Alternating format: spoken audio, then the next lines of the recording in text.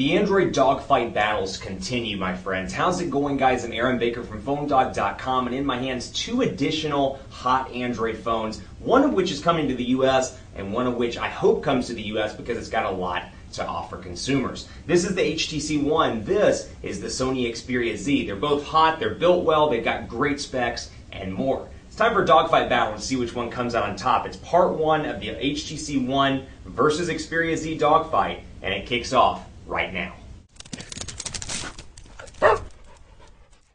The Android dogfight battles just continue, but you know what? With this HTC One being as hot as it is, and as highly touted as it is, and as excited as people are, it's important to put all these phones together in dogfight comparison so you can find out which phone is the best for you. These are 2 hot Android phones. Both are very beautiful in terms of a design as well. So if you're looking for that kind of high-end Android phone that just, doesn't just have the specs, but has the build to go with it, either one of these, the Nexus 4, as I did a couple of days ago, would highly recommend any of those from a hardware standpoint. This is the HTC One. This is the Sony Xperia Z. Both of these devices are unlocked. That said, this one's coming to the US. This one has not been announced for the US just yet, although there's an unlocked Xperia ZL that's coming soon that is reported to work with some of the LTE bands in the United States. So we'll see how that pans out. But not announced yet for the US market, so keep that in mind. If you're looking strictly from a price point, you're thinking, okay, I'm going to get this in a couple of months. You may want to wait for this one because it's coming to AT&T, Sprint, and T-Mobile, and there's always those rumblings of it coming to Verizon at some point in the future as maybe like a Droid 1 or a Droid, whatever you want to call it, DNA 2, whatever the case may be, as the HTC One kind of variant on Verizon. But coming soon to the carrier, so if you're eligible for an upgrade on one of those 3 carriers, you can take advantage of the subsidized cost here. Whereas this, it's going to cost you a pretty penny if you want to bring it in from a specialty retailer like Negri Electronics or Expansis USA. So just keep that in mind as you're going between this dogfight and taking a look at both of these devices. Before I get too far into the dogfight, going to give some thanks to our partners at Best Buy Mobile for giving us devices like this. Not actually these just yet, but devices like that for use in our One Pawed Bandit giveaway game. We give them to you for free on the site. When you go into Best Buy Mobile, you'll walk out working. They'll get your widgets, your contacts, your settings, your notification settings, your blink feed settings here, all your Sony stuff set up and ready to go. So when you walk out the door, you're working, thanks to Best Buy Mobile. So back into the dogfight here. HTC One packing a 1.7 gigahertz Snapdragon 600 CPU. It's a quad-core CPU, 2 gigabytes of RAM, 32 or 64 gigabytes of internal storage, non-expandable. Comes in silver and black. It's a gorgeous device. We've talked at length about the build of this device. It is absolutely beautiful. Love the metal on the back. Love the boom sound speakers on the front. It's one of those things, like I say in previous videos, I'm kind of surprised manufacturers and OEMs in general just haven't realized this years ago. Why not put the speakers on the front? So people, when they're watching their videos or when they're listening to music, they can take advantage of the speakers on the front.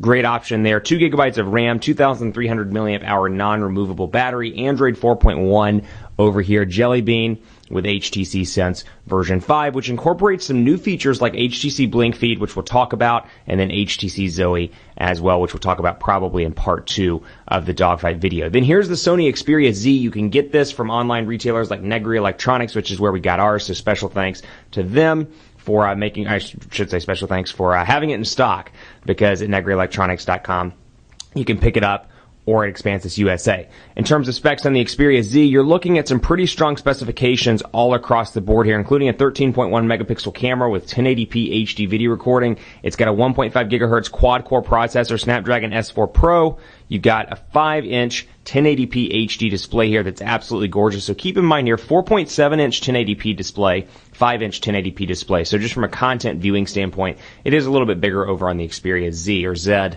as the Canadians and British folk like to call it.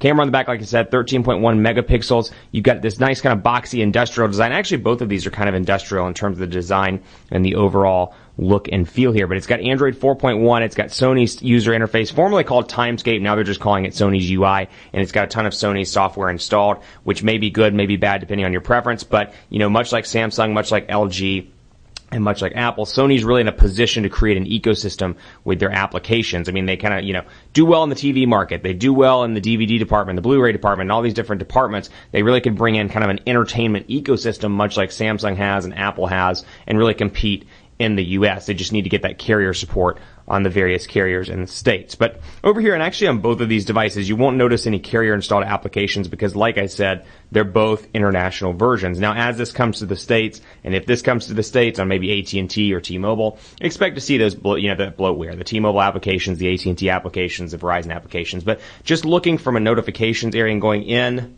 directly to the applications, you can see a distinct difference. Even though both of these are running Android 4.1, you can see how distinctly different they look in terms of the applications drawer and the applications area. You've got your alphabetical order here. You can change it around, and this is different for HTC Sense 5 in general. A huge change from HTC Sense 4. It's more simplified. It's easier to navigate, and that's what HTC was going for with the One. Now, out of the box, you get the 3x3 grid.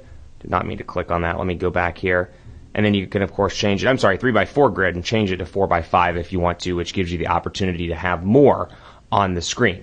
And like I said, you can do alphabetical. You can do different things in terms of the customization of how your applications are laid out. Over here, it goes from side to side. Over here, it goes from up to down. And you'll notice that your notifications area, or I should say your app drawer rather, stays in the bottom at all times. And the applications and kind of an overall look and feel, I can't think of the word. I'm drawing a blank. This is what happens when you don't have enough coffee.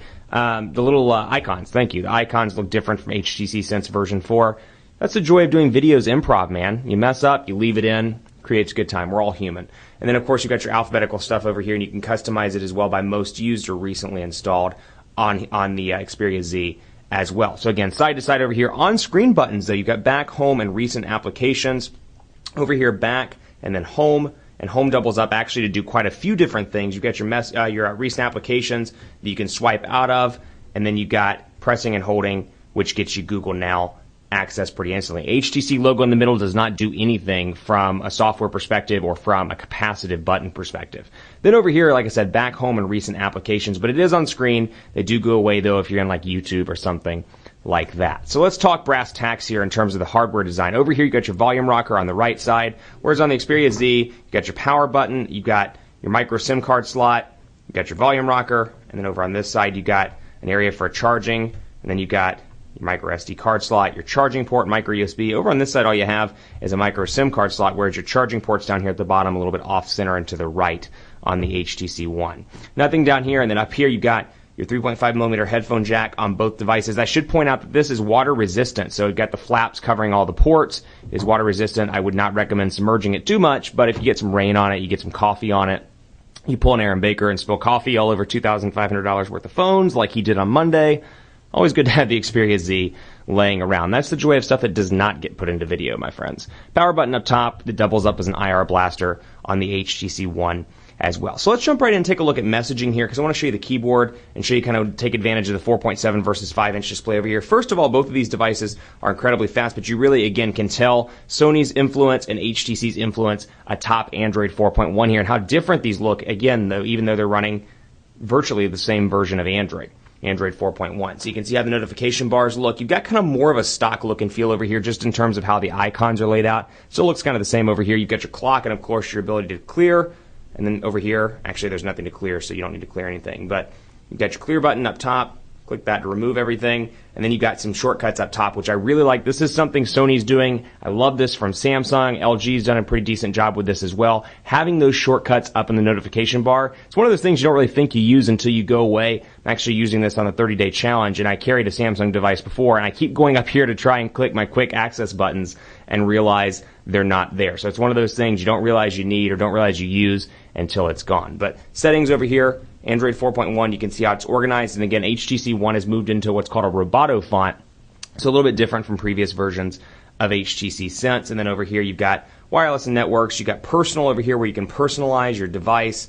And then, of course, phone with Beats Audio, which is enabled on this device. And then accounts down here and system down at the very bottom. So back to the keyboards here, 5-inch display, 4.7-inch display. This is the best iteration of the HTC Sense keyboard I have ever worked with. Sense 4 Plus was good. Sense 5 is even better. And so we'll say something like, the quick brown fox jumped over the lazy dog, the last dog. And over here,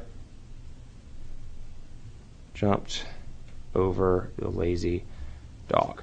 And so you've got two keyboard options here. You've got Sony's Xperia keyboard, you've got HTC Sense keyboard. All you get on both of these, Google Voice typing. No swipe pre-installed, nothing else, although there are plenty of great alternatives through Google Play for free, all the way up to about $3.99 depending on how much you want to spend. I actually recommend downloading one called the Android 4.2 keyboard. It's by, I think, John T. Amy or Tanmi.